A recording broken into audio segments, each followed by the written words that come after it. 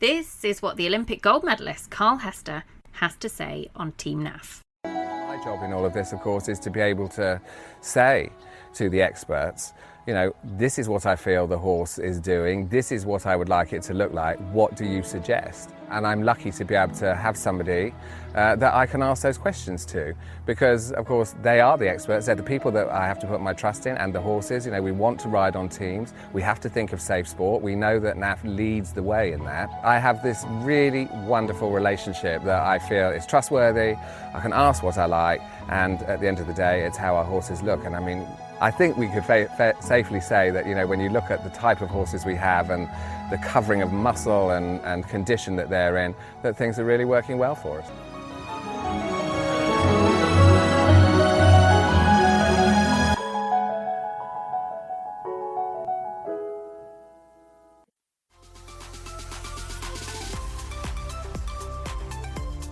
Welcome to the Eck Ratings Eventing Podcast, and listeners, we have a cup of tea show for you today, very kindly supported by NAF. Our guest today is a lady we've been really looking forward to having a catch up with because she has an incredibly exciting 2023 ahead of her. Georgie Goss, welcome to the show. Hi, nice to talk to you. Thank you so much for coming on, because I know that you've got a very busy life at the moment, but we really appreciate you being on here. And before we get stuck into some of the exciting news that you've got coming up, we've got to ask you, in true cup of tea fashion, the most important question of the night. What are you drinking? So tonight I'm actually having a glass of apple juice, so not very exciting. It's more exciting than my glass of water, so I wouldn't worry about that.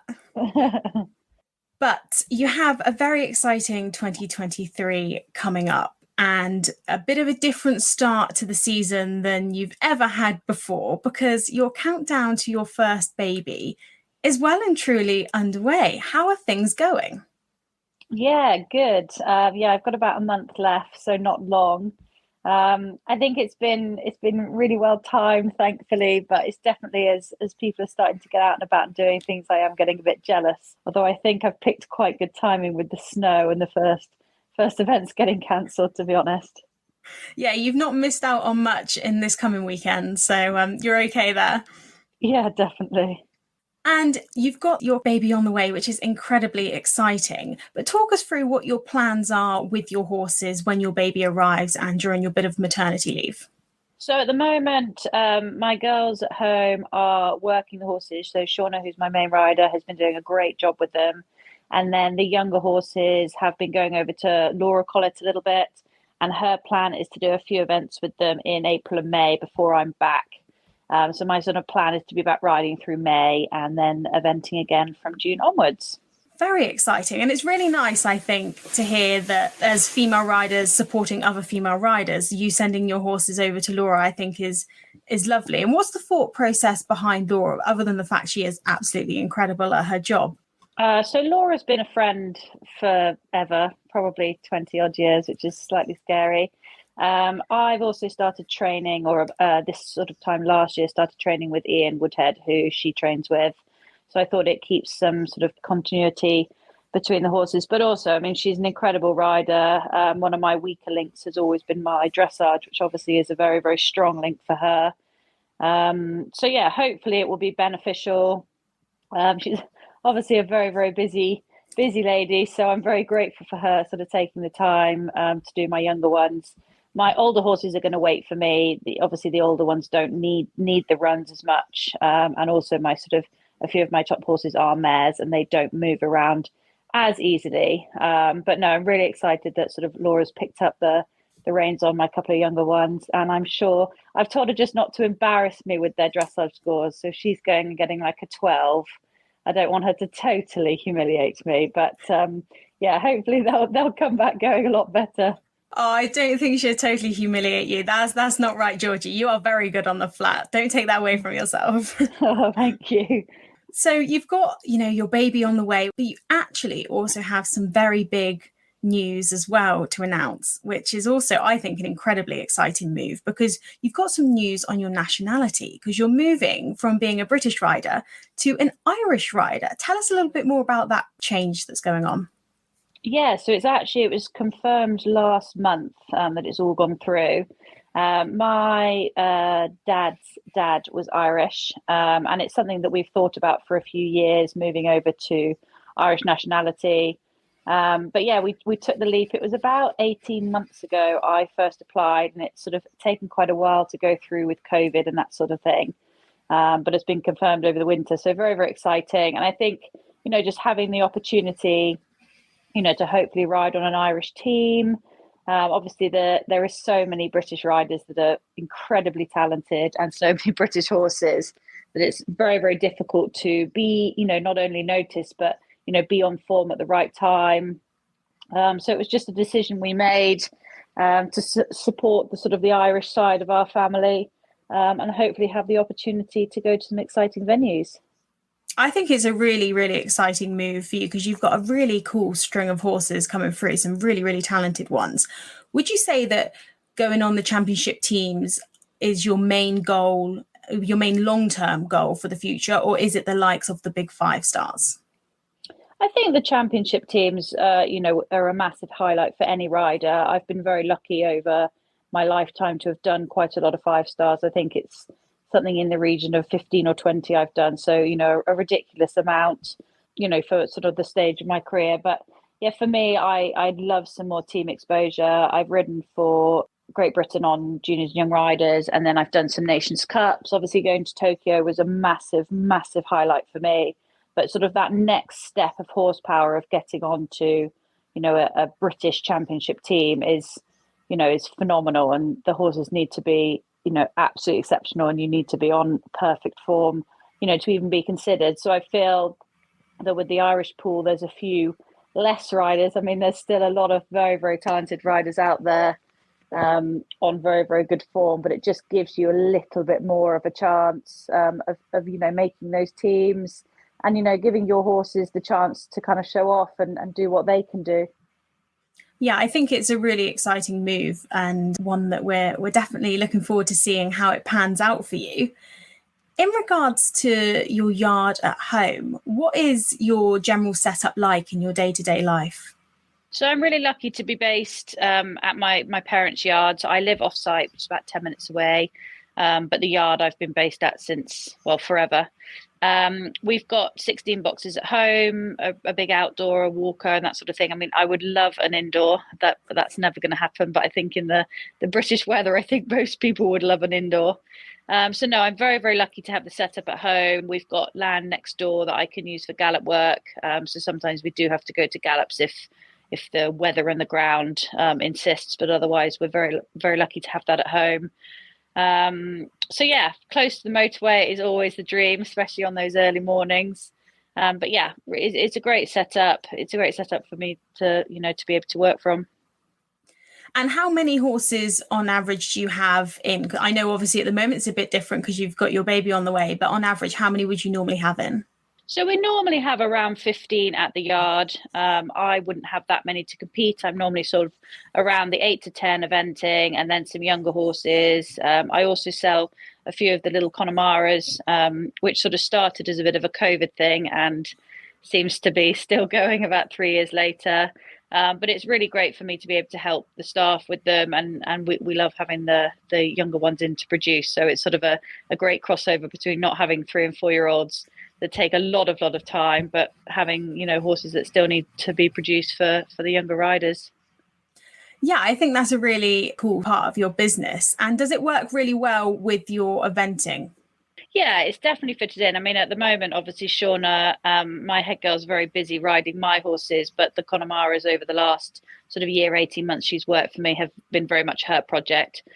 So I help her on them, but, she is the main rider and she does a lot of the training and the working with them. So it's fitted in really, really well. And also I don't like the Connemara's to need to be worked every day. So if they're worked 4 or 5 days a week or fitting in around competitions, it's not a problem.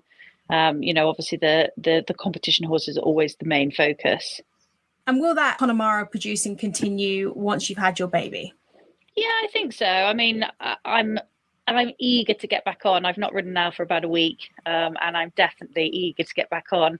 But as the bumps got too big and it's got too complicated getting off, I have totally handed the reins over to my girls now. But yeah, I think as I get busier with the event horses again, sort of May time, Shauna will have a bit more time to do her little connies. Bless her. And I can imagine now your bump's got a bit bigger. It's a lot more difficult to do little things you didn't, you say getting on and off would normally be easy for you, and it's suddenly become a bit more of a challenge. Yeah, definitely. I mean, the biggest thing is putting your socks on, and I'm sure lots of people out there would agree. That's definitely the most difficult. I mean, I rode pretty well, to be honest, in terms of getting on. It just got more difficult getting off in terms of timing it, and you needed the horses to stay still. And I think that's when the conversation was had that maybe it's not that safe, and maybe I should have at least a month not riding towards the end. Good idea. Good idea. Well, the season, like you say, is starting for many people. Well, if the rain and the snow stays away, it will be starting for many people very, very soon. And in our sport, there is many highs, but there are also some lows that happen throughout the year, and it's very hard for people to deal with. You've had your experience of tough days at the office. Last year, unfortunately, you had to withdraw from badminton and unfortunately lost one of your top horses at Blenheim. What motivates you in this sport, and how do you stay positive on those really down days? Yeah, I think it's a really tough sport in that sense, and almost from a career point of view, it was one of my most upsetting and most difficult years. And then on a personal level, getting married and getting finding out we were pregnant, it's very, very positive. And I think it's one of those things is, for me, although I love competing and I love being successful, I'm in it for the horses. I love being around and working with the horses, and that's sort of what motivates me on day by day. I think for me, you've just got to pick yourself up. And I'd say, the situation of withdrawing from badminton was very tough. But losing Fanta at Blenheim was probably one of the toughest days of my entire life. But you do just have to, try and move on. It'll be very sad sort of entering this season without him and his plans. He was a sort of main factor for us moving to Irish. I had high hopes for him being a team prospect, but I just got to be thankful for the couple of years I did have with him. But in terms of picking yourself up, you've just got to think about the horses that you have got at home and keep working away with them to try and make those horses better and more successful. And on the horses that you've got at home, what will be some of your goals for 2023? Because obviously you're starting a little bit later in the season, but what will be some of the hopes and dreams of 2023? So my main horse for this season will be Faloop. She completed Blenheim last year. She was clear at Bramham, but wasn't 100% on the Sunday. So we decided to save her for another day. But, she is a horse that I hope has all the ingredients to be a team type prospect for me, and to be a horse that will be able to get some top tens at some big events. So for her, it'll basically be come out and do an OI and some 4 stars. And then she will aim for a 3-day at the end of the year, whether that be Blenheim or Poe. We haven't decided yet. But yeah, a very, very exciting season for her to see what she can come back with. A sort of backup horse for me will be Halltown Harley. He's coming 17 now, so he's an older boy. So this will probably be his last season, or one of his last seasons. So again, a similar sort of plan. He obviously doesn't need as many prep runs. He'd be a horse that, is quite established at his level. And, again, it would be great if he could do a Poe. It would be a nice plan for him. But that obviously is later on in the season. You never know what changes by then. And then I've got some really exciting younger horses coming through, which will step up a level. They were sort of at 2 and 3 star last year, so hopefully step up to 3 and 4 star this year.